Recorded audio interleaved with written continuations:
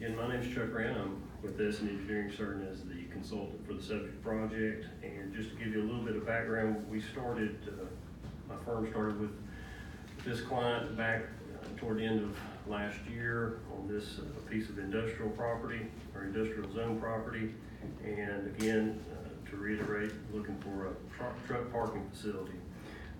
We met with representatives of Paulding DOT to talk to them about the proposed development, and that's when we were told about the left turn requirement. Again, the left turn requirement is in the regulations, and it is specific to streets with functional classifications of collector or arterial streets. And as we continued that meeting, we asked if there was any further relief that we may try to pursue with the county. And at that point, that's when we asked if we could provide a traffic study to make a determination on whether or not the left turn lane was really needed with the proposed traffic from the development that they're seeking to construct. So we left that meeting, and in February we completed the report with the traffic analysis by Mark Akampora, who's a traffic engineer that we've used in the past, and that study was submitted Paulding County DOT, and we did receive positive feedback on that study from them in April, which has brought us to this point. We do have an active grading permit at the site so that they could get the trees cleared and start the construction process, but we have not taken out a full land disturbance permit for commercial development until this decision has been rendered by this committee. So any other questions that you or anybody else has regarding the study or regarding the request, I can take those at your leisure. Okay, does anyone on the board have any questions? Do we know how many vehicles we're talking about, traffic generation? The initial study looked at 80 vehicles. There's an existing site that the client owns that's pretty close to here, and they use that as the baseline. They actually took traffic counts off that facility for some time, and I believe that facility was 150 trucks. This one was projected at 80. Again, there likely will be more than 80 vehicles or 80 trailers or various things parked at this facility. But even given that increase in traffic compared to what Mr. Akampora has placed in his study, it's still going to be well under the threshold for a left turn requirement based on his analysis. Is that 80 vehicle parking places? It's 80 trips. It's just, it's 80, it'd be 80 parking spaces is what it would be. And as far as vehicles per day moving in and out? He went over that in the study itself. Let me see if I can turn into it.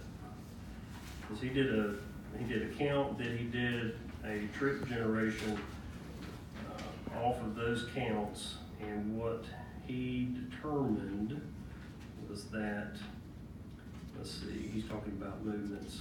One car, two trucks. What he concluded for the average weekday for the eastbound left turn movement was 1 car and 2 trucks turning left into the site in the morning peak hour, 1 car and 2 trucks turning left into the site in the PM peak hour, and 14 cars and 32 trucks turning left into the site in a weekday 24-hour period.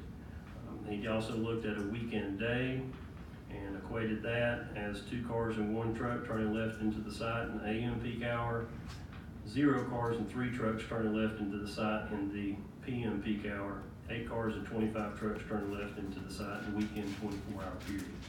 Again, he looked at AASHTO standards, and he looked at GDOT requirements with reference to left turn lane,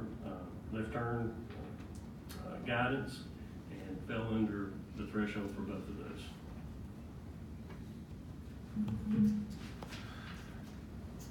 Chuck, would your client be open to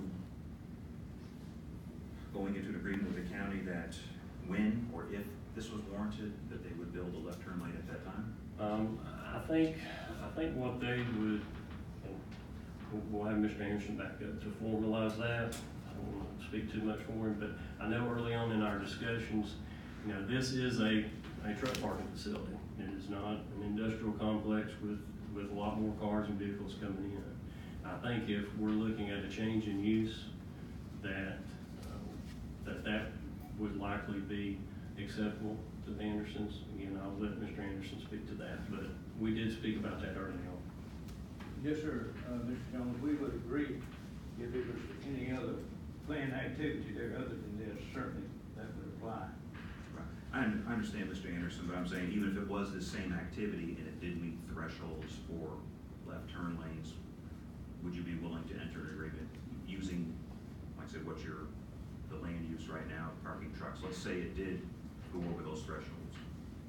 Well, according to the study that was done, it indicated that according to ASHA, to be requiring 602 vehicles approaching the site, and the count that's there now is 127 vehicles.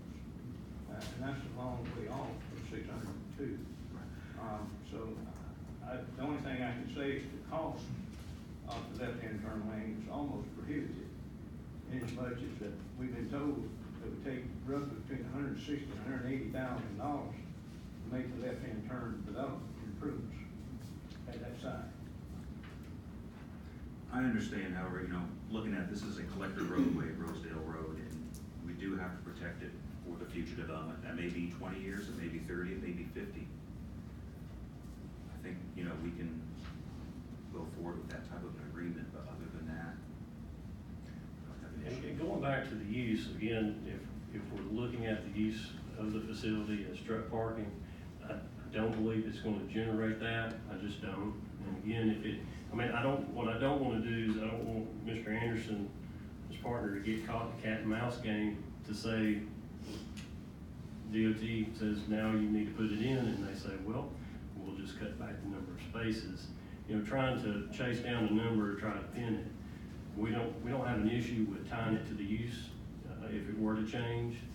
And there's only a limited amount of things that they can do with the truck parking facility.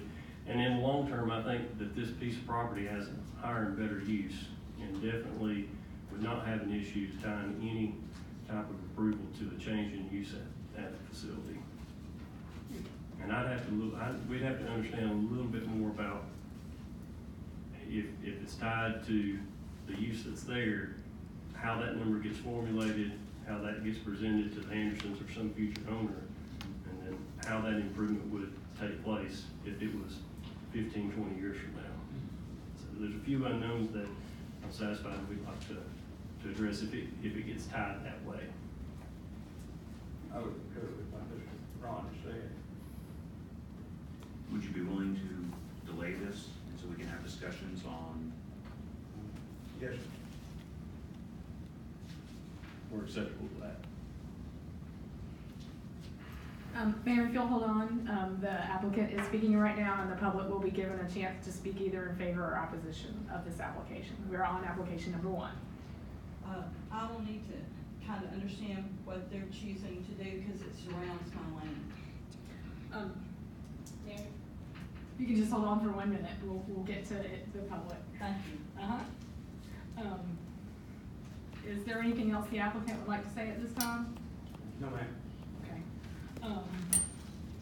If you'll have a seat, we'll continue on with the rest of this portion of the meeting. I would like to go back and state that the planning and zoning staff have received 1 call about this application with general questions. We will move on to open this part of the meeting to public comment. Is there anyone who would like to speak on behalf of this application? If there is no one who would like to speak on behalf, is there anyone who would like to speak in opposition or has questions or concerns about the application?